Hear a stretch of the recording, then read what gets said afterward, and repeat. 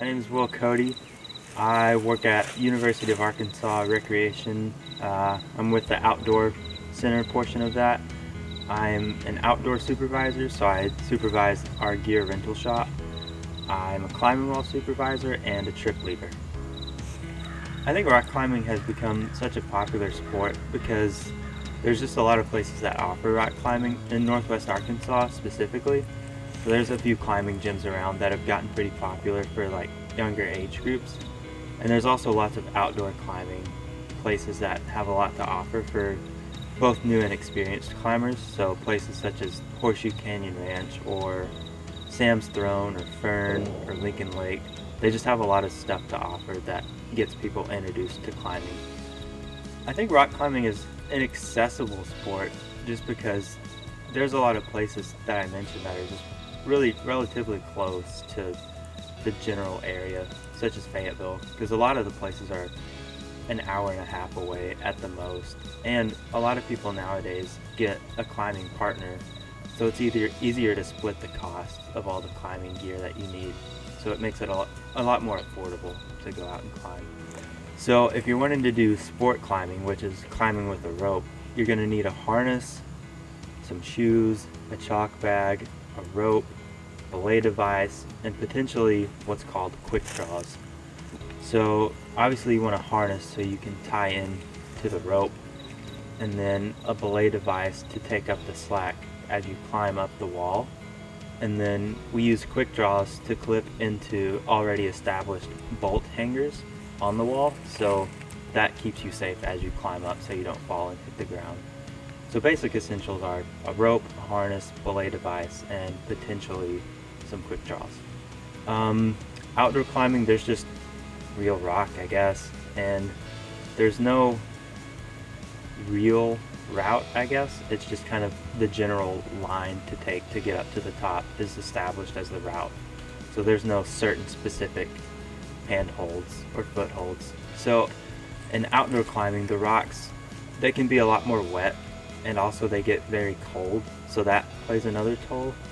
So like when you're climbing, your hands are going to get really cold just because the rocks are so cold, so that gives it another challenge on its own. Whereas with indoor climbing, it's just plastic holds, so they're always not freezing cold, and it's easier to grab onto them and be able to make those moves. A major thing is foot technique when you're actually climbing on the wall, just because a lot of new climbers don't really take into consideration really using their feet to get up the wall because they think it's just arm strength, when in reality you depend a lot on your feet when you're climbing to be able to step up on a hold and get to that next handhold. So foot technique is a good skill to work on when you climb. Another thing is just pure grip strength too, because that's also very important. Well, what I do is I just try and climb as often as I can just to get more acclimated to holding onto rocks.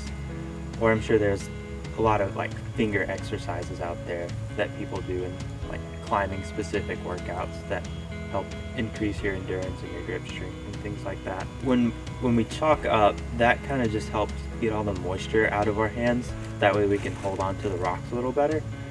And we really just do this, like slap our leg, just to get excess chalk off. That way, because if we have too much chalk on our hands, it's going to just kind of cake our fingers and not really do any justice to stick onto the rock.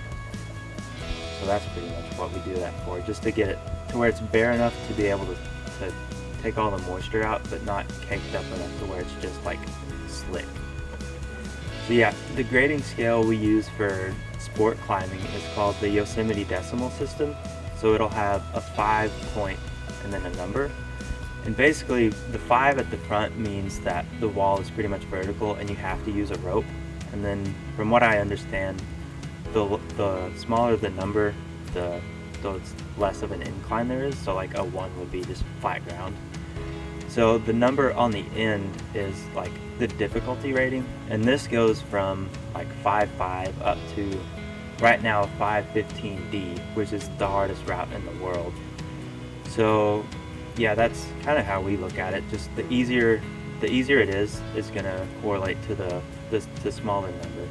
So like 5.6 is gonna be a lot easier than a 10. The rope that we use right now is a 9.9 millimeter rope, so that's just like the thickness of it, I guess, and the length of it is 60 meters, just because we want to be safe with how much rope we have, because we need to be able to get all the way up to the top of the wall and be able to lower on that rope. So we get a little bit extra just to be safe. And it's really, with Arkansas climbing, I don't think the routes can go super tall, like maybe 90 feet is probably a max, but we don't go higher than maybe 60 feet up. So for lead climbing, the way it works is you start with all the rope on the ground, and you'll tie yourself in with what's called a figure eight on a figure eight follow through. And then the belayer gets set up with his belay device, which is a whole nother thing. And then as you climb up, the wall already has what's called bolt hangers. So it's just this bolt that's drilled into the wall with a metal piece on there that has a hole in it.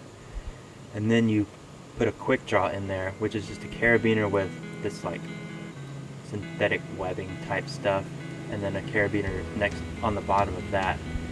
And then so you put that in the bolt hanger, and then clip the rope into that carabiner, and then climb up and keep doing that.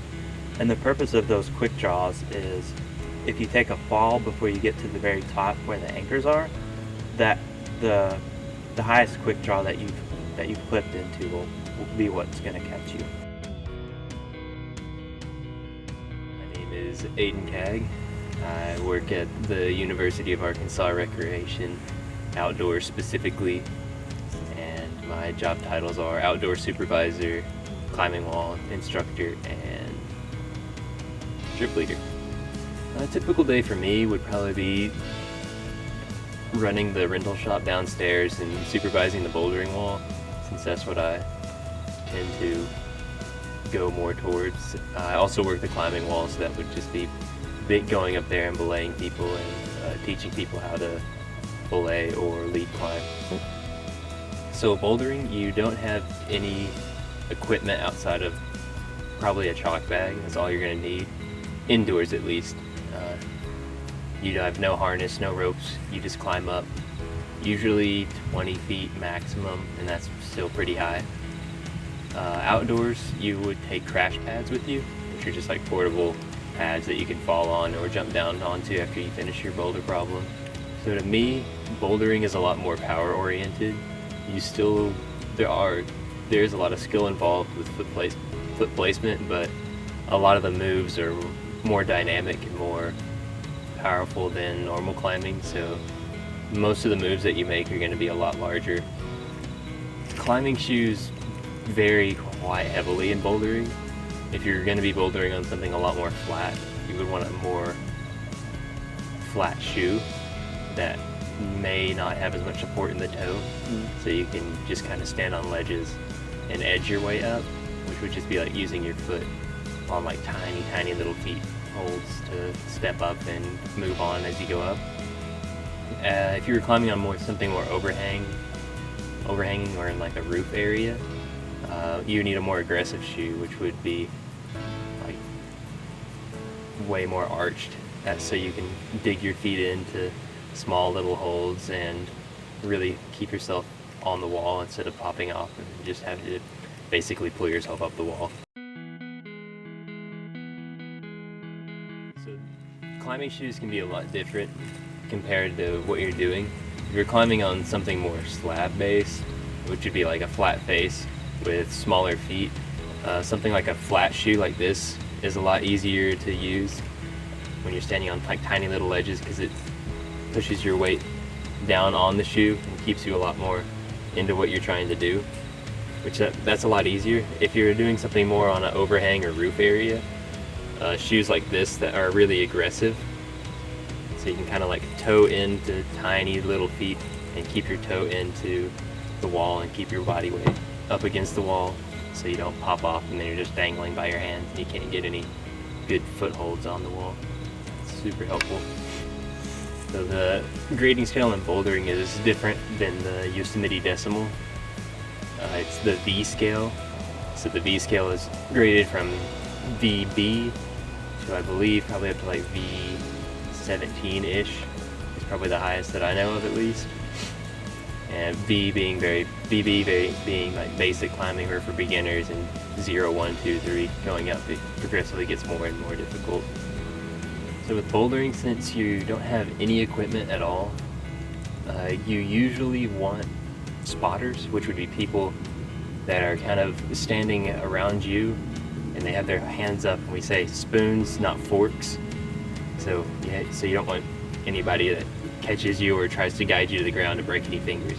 So they kind of stand around you with their hands up like this, and they'll guide you more towards the pad. They're not trying to catch you, but they'll like push you towards the pad, and they'll guard your head and neck if there are any rocks on the ground. It can be a little scary, like even if you do climb a large boulder perfectly and you make it to the top, if there's no way to come walk down behind it or anything like that, you're gonna have to jump off the top of it, which some of those can be up to like 20 feet up in the air, and that's kind of scary if you only have like 1 or 2 pads to jump down onto.